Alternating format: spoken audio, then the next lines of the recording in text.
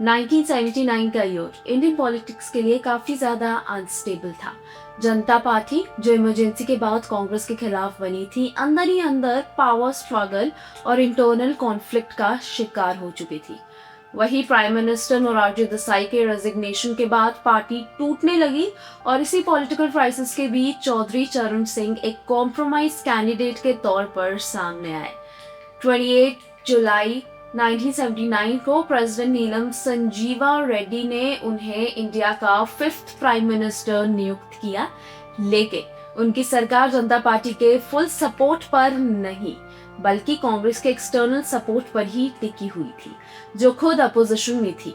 चरण सिंह ने prime minister बनते ही क्लियर कर दिया था कि उनकी प्रायोरिटीज किसान, रूरल इकोनॉमी और करप्शन फ्री गवर्नेंस ही रहेगी। उन्होंने पावर मिलते ही अपनी कैबिनेट बनाई और पॉलिसी लेवल पर एग्रीकल्चर और विलेजेस को फोकस में लाने की बात की।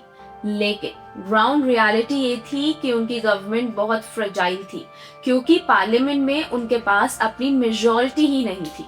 कॉन्स्टिट्यूशन के मुताबिक उन्हें लोकसभा में ट्रस्ट वोट फेस करना था, लेकिन उससे पहले ही पॉलिटिक्स ने नया मोड़ ले लिया।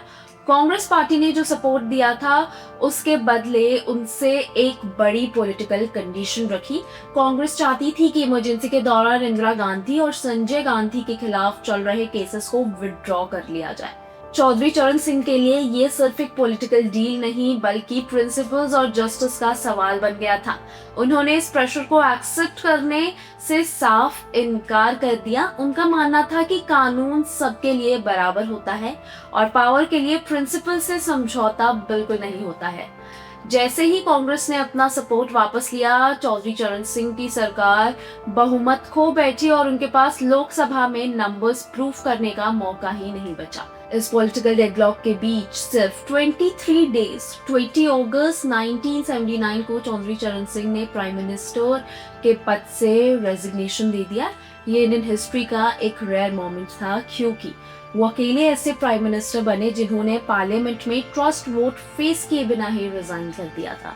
हालांकि उनका टेन्योर बहुत छोटा रहा, केवल 23 दिनों का था, लेकिन उनका एग्जिट एक स्ट्रॉन्ग मैसेज छोड़ गया, पावर के लिए कॉम्प्रोमाइज ना करने का और प्रिंसिपल्स को सबसे ऊपर रखने का।